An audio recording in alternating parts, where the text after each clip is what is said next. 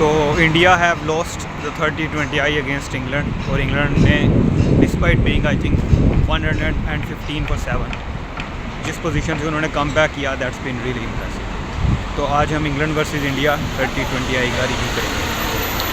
सबसे पहले तो मोहम्मद शामी का रिटर्न होता है तीसरे T20 में in place of Arshdeep Singh, और Shami was looking I think really fine. इतना एट हिज बेस्ट भी नहीं थे क्योंकि पिच भी उस तरह की नहीं थी एज़ कम्पेयर टू अगर हम फर्स्ट 2 T20s की बात करें, but he was looking I think decent. तो बॉलिंग भी मतलब उनकी इतनी बुरी नहीं थी पावर प्ले में। उसके बाद Hardik Pandya straight away Phil Salt को आउट करते हैं, और फिल सॉल्ट के लिए ये series I think this is not going to be the series for Phil Salt to remember. क्योंकि T20s में ऐसा ज़्यादा हम देखते नहीं कि फिल सॉल्ट का बल्ला जो है वो खामोश रहे, लेकिन इस बार सीरीज़ में ज़्यादा वो कर नहीं पाए कुछ भी। और उसके बाद शुरू होता है बेन डकेट शो। मतलब डकेट ने जो इनिंग्स खेली है वो इस बात का पूरा ये सबूत देती है कि you don't need just power to play the T20 game. आपके पास अगर आपके पास इस तरह की शॉट्स हैं लाइक बेन डकेट, और आप हाइट भी देख लो उनकी, इतने मसल पार भी नहीं है कि डाउन द ग्राउंड ज़्यादा शॉट्स मारें, लेकिन फिर भी उनके पास जो मतलब वैरायटी है शॉट्स खेलने की।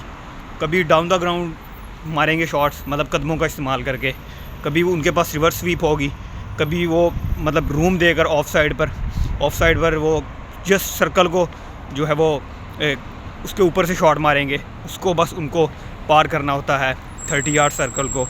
कभी स्वीप कभी रिवर्स स्वीप। तो शॉट्स बहुत ज़्यादा हैं बेन डकेट के पास, और यही वजह है कि वो ज़्यादा मैक्सिमम ना लगाने के बावजूद फिर भी उनका स्ट्राइक रेट है जो 150 से अबव होता है।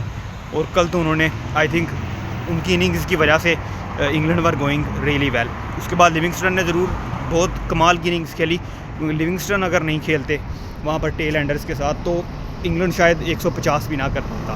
तो लिविंगस्टन को तो इन दी एंड क्रेडिट जाता है, लेकिन जो पहले फाउंडेशन जो है वो बिल्ड की थी वो सिर्फ बेन डकेट ही ने की थी, क्योंकि उनके अलावा सॉल्ट ने भी कुछ नहीं किया था ख़ास। और बटलर भी I think he was looking fine, but he couldn't score really too big. Harry Brook के लिए भी ये सीरीज़ मतलब अनफॉरगेटेबल सीरीज़ रहेगी उनके लिए भी। इंडियन अगर हम बॉलिंग पर्सपेक्टिव से बात करें तो इंडियन बॉलिंग आई थिंक मुझे ये समझ नहीं आ रही चीज़, मतलब आप स्पिन हैवी खिलाना चाहते हो, ठीक है, आप स्पिनर्स ज़्यादा हम देखते हैं कि इंडिया में मदद मिलती है स्पिनर्स को, लेकिन फिर भी आई थिंक बैलेंस तो होना चाहिए ना कुछ ना कुछ। अब ऐसा तो नहीं है कि आप वर्ल्ड कप जब आएगा 2026 का उसमें आप 4 स्पिनर्स खिला दोगे डेफिनेट ऑब्वियसली तौर पर स्ट्रेट अवे। उसमें ज़रूर होंगे वरुण चक्रवर्ती, उनके साथ एक और स्पिनर को होना चाहिए front line spinner Kuldeep Yadav like. और ये क्या लीथल आई थिंक डुओ बनेगा जब दोनों खेलेंगे साथ में, चक्रवर्ती और कुलदीप यादव, क्योंकि इनकी मिस्ट्री बहुत मुश्किल हो जाएगी बैटर्स के लिए पढ़ना। एनीवे देन थर्ड स्पिनर अक्षर पटेल होंगे डेफिनेटली तौर पर, लेकिन फिर आपको हार्दिक पांड्या आपके पास ऑलराउंडर सीम बॉलिंग ऑलराउंडर हैं, तो आपको 2 सीमर्स को आई थिंक खिलाना चाहिए। अर्शदीप सिंह, मोहम्मद शामी, और उनके अलावा Jasprit Bumrah will always be there. लेकिन फिर जो आपके बैकअप बॉलर्स हैं लाइक, चाहे वो आप हर्षित राणा को रखना चाहते हो, चाहे फिर वो आप मुकेश कुमार को रखना चाहते हो, आप मतलब whatever however he is, आप जिसको भी उन प्लान्स का हिस्सा रखना चाहते हो तो आपको उनके साथ साथ खिलाना ज़रूर चाहिए।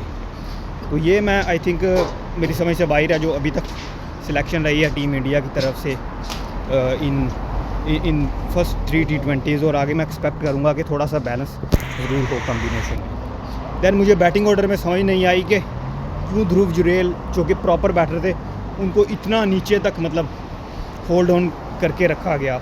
8 नंबर पर बैटिंग करने आए वो, और मुझे लगता है कि अगर वो आते वाशिंगटन सुंदर की जगह तो शायद इंडिया मैच में आ सकता था, क्योंकि जब तक 2-3 आउट हुए थे तो रिक्वायर्ड रेट ज़्यादा नहीं था, 9 से नीचे का रिक्वायर्ड रन रेट था।